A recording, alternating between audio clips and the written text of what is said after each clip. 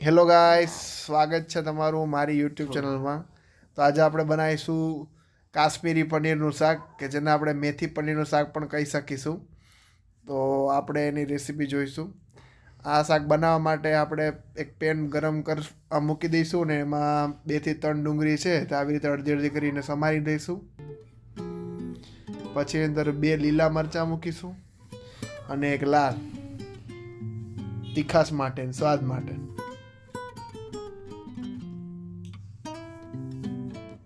પછી 8 થી 10 દાણા કાજુના લઈશું, મગજતરીના થોડા બી લઈશું. અને ગેસ ઓલરેડી ચાલુ કરી લીધો હતો એટલે બીજું બળી ના જાય એટલે આપણે પાણી નાખી દીધું પહેલાં. પછી આપણે મરી મસાલા અને તેજાના નાખીશું, જેની અંદર તેજ પત્તું, આપણે ઇલાયચી, તજ ને બાદિયા, બધી વસ્તુ આપણે એડ કરી દઈશું ને મસ્ત ગરમ થવા દઈશું. પછી આપણે આની અંદર માંડવીના બી થોડા એડ કરીશું. આના બદલે તમે બદામ પણ એડ કરી શકો છો, જે અવેલેબલ હોય એડ કરી દેવાનું. હા, અને બીજા ઘણા બધા ડ્રાયફ્રૂટ પણ તમે નાખી શકો છો. પછી આપણે આને ગરમ થવા દઈશું.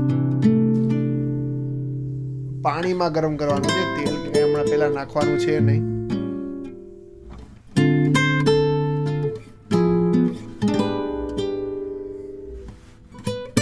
હલાવી લેવાનું, ગરમ થવા દેવાનું.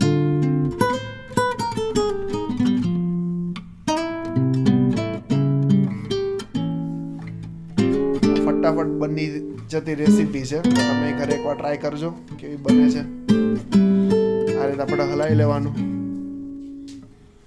અને કેવું છે કે શિયાળો છે એટલે મેથીની સિઝન છે એટલે કંઈક મેથીનું નવું બનાવીએ. આમ બાકી તો એવું લાગે કે મેથી કડવી હોય, પણ આ શાક તમે ટ્રાય કરશો તો બહુ ભાવશે. આ રીતે પાણી બધું બળી જાય પછી એને આપણે બધાને આપણે મિક્સચરમાં લઈ લેવાનું છે. આ રીતે આપણે એક મિક્સચરમાં લઈ લેશું, મરચા સહિત તમામ વસ્તુ, અને આપણે આને મસ્ત રીતે ગ્રાઇન્ડ કરી દેવાની છે. તમે જોઈ શકો છો કે આપણી જે ગ્રેવી છે તૈયાર થઈ ગઈ છે. આટલું થઈ જાય પછી આપણે બીજા કોઈ પણ પાન અથવા તો એ જ પાનની અંદર તેલ લઈશું અને પનીરને આપણે ફ્રાય કરીશું. પનીરના મીડિયમ પીસ લઈ લેવાના છે.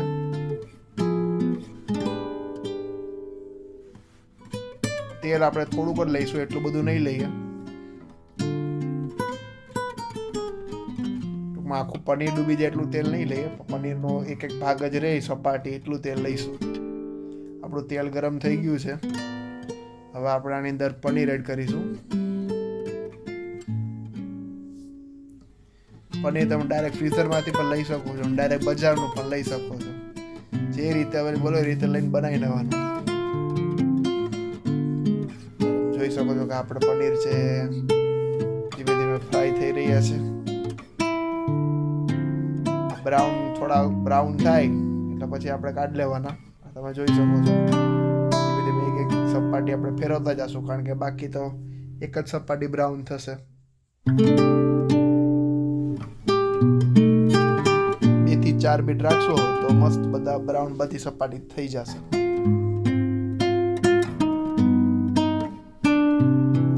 આ જોઈ શકો છો તમે કે આપણે થોડુંક ફાસ્ટ ફોરવર્ડ કર્યું છે, 2 મિનિટના થઈ ગયું છે, મસ્ત બ્રાઉન થઈ ગયા છે. આની સાથે જ આ સમય દરમિયાન આપણે પાણી ગરમ કરવા મૂકી દઈશું અને ગરમ પાણી કરીને એની અંદર આપણે 1 ચમચી જેટલું મીઠું એડ કરી દઈશું.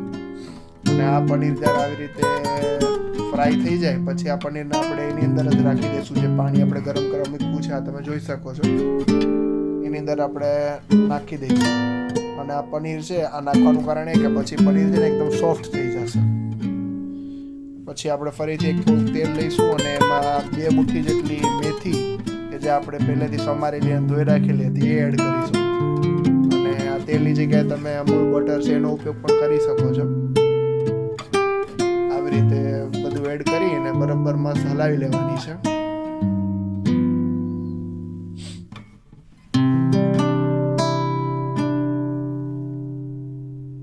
મેથી બરાબર બધી જગ્યાએથી ફ્રાય થઈ જાય ખાસ આપણે ધ્યાન રાખવાનું,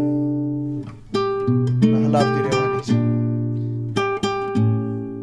અને પેલા 2 મુઠ્ઠી લેશો એટલે લાગશે કે બહુ વધારે છે, પણ જેવી તમે ફ્રાય કરશો એટલે મેથીનું પ્રમાણ એકદમ ઓછું થઈ જશે.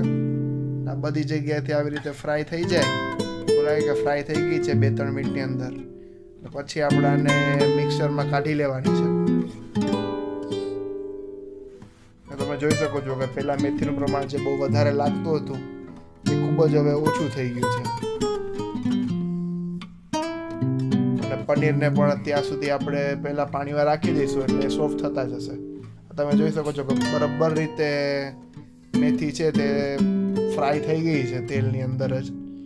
હવે આપણે આને મિક્સચરમાં કાઢી લઈશું અને પછી એને 1 કે 2 વખત જ મિક્સચર ફેરવવાનું રહેશે, કારણ કે જો વધુ વખત ફેરવીશું તો પછી કડવાશ આવી જશે. અને આની અંદર પાણી પણ આપણે એડ નહીં કરીએ અને અધકચરી જ રાખીશું. અને આપણા મેથી થઈ જાય પછી આપણે થોડુંક તેલ વધારે લેવાનું છે. આ ડાયરેક્ટ આપણે શાક બનાવવા માટેનો વઘાર કરવાનો છે. આ તેલ ગરમ થઈ ગયું છે, એની અંદર આપણે એ પહેલાં જોઈ લો કે આવી રીતની આપણે અધકચરી મેથી રાખવાની છે. તમે જોઈ શકો છો 1 કે 2 વખત જ ફેરવવાનું છે, બહુ જાજુ ફેરવવાનું નથી અને પાણી પણ નથી એડ કરવાનું. અને વઘાર માટે હવે આપણે આની અંદર 1 થી 2 ચમચી જેટલું જીરું નાખીશું અને એની અંદર આપણે હવે હળદર એડ કરીશું, મરચાંનો ભૂક્કો એડ કરીશું. એ તમે સ્વાદ અનુસાર લઈ શકો છો, બધું તીખું ખાતા હોય તો વધારે મરચાંનો ભૂક્કો લેવાનો. બરાબર આ તમારે એડ થઈ જાય પછી આને હલાવી લેવાનું છે. આની અંદર 1 ચમચી જેટલું ધાણા જીરું નાખીશું, પછી બધું મિક્સ કરી લઈશું.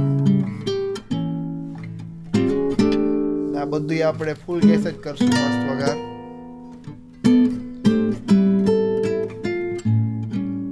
થોડીક ઝડપ રાખવાની, બાકી પછી વઘાર બળી શકે છે. અને પછી આપણે આની અંદર આપણે જે પેલી ગ્રેવી બનાવી હતી સ્ટાર્ટિંગમાં એ એડ કરીશું. એ એડ કરીને મસ્ત હલાવી દઈશું.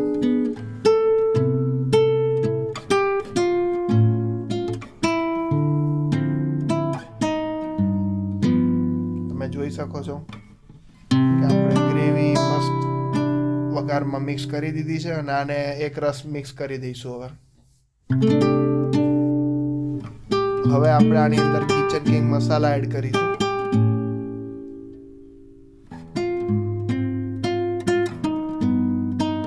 સ્વાદ અનુસાર એ પણ તમે તમારી મેળે વધઘટ કરી શકો છો. આપણે આની અંદર થોડો ગરમ મસાલો પણ એડ કરીશું. બધું એડ કરીને ફરીથી શાક છે તે આપણે હલાવી લેશું.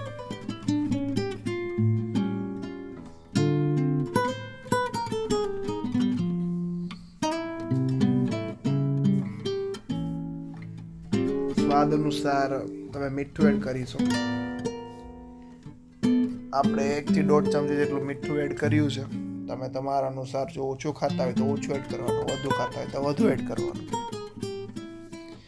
બરાબર બધું મિક્સ કરી લઈશું. સાઈડમાંથી લેતા જઈશું શાક, બાકી પછી ત્યાં બેસી જશે.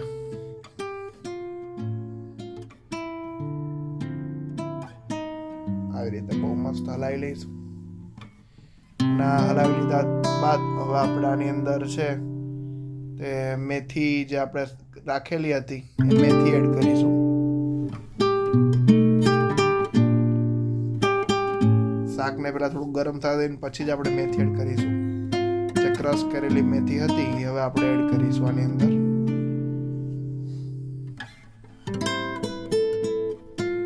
મેથી તમે જોઈ શકો છો કે 2 મુઠ્ઠી મેથી લીધેલી હતી, એને કેટલી ક્રશ થઈને એકદમ નાનકડી થઈ ગઈ છે, 2-3 ચમચી જેટલી થઈ ગઈ છે. આ મેથી એડ કર્યા બાદ આપણા પ્રોપર આને મિક્સ કરી લઈશું. મેથી છે એને બરાબર મિક્સચરમાં ખૂણે ખૂણે રહી ગયું હોય તેને આપણે પાણી વડે કાઢી અને એનો પણ ઉપયોગ કરી લઈશું.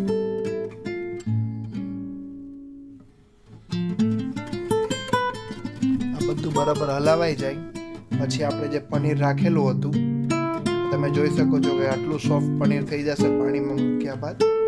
તે આપણે તમામ પનીર છે તે એડ કરી દઈશું.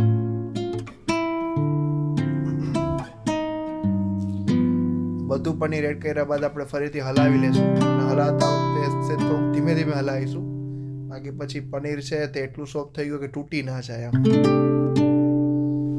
બરાબર રીતે આને ક્રશ કરી લઈશું. આપણી રેસીપી બસ બનવા આવી જ રહી છે. બરાબર પનીર એડ કર્યા પછી 2 થી 3 મિનિટ ગરમ આપણે કરી દઈએ અને હલાવી લઈએ બરાબર પ્રોપર. એટલે પછી આની અંદર આપણે અમૂલ મલાઈ છે તે એડ કરીશું. અમૂલ મલાઈના બદલે તમે દેશી મલાઈ પણ એડ કરી શકો છો. જેવી જેને ભાવતી હોય એ રીતે મલાઈ એડ કરી શકે છે.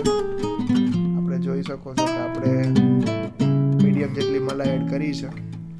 પછી આ મલાઈ એડ કર્યા બાદ આપણે તુરંત એને હલાવી લઈશું અને 2 થી 3 મિનિટ આપણે આખું શાક છે તે હલાવી લઈશું. અને આ શાક હલાવી તરત જ બાદ આપણું શાક છે તે તૈયાર થઈ જશે. તમે જોઈ શકો છો કે આપણે મલાઈ એડ કર્યા બાદ આપણે હલાવી રહ્યા છે શાક. અને મલાઈ એડ કર્યા પછી આપણે પ્રોપર મિક્સ કરીશું જેથી અમુક ખૂણામાં મલાઈ ના પહોંચે ને એવું ના થાય. મલાઈનો એક રસ ટેસ્ટ આવે એવી રીતના એડ કરી નાખશું.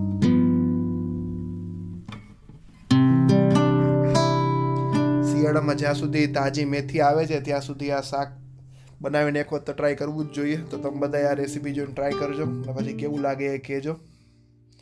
તો આપણું શાક છે તૈયાર થઈ ગયું છે.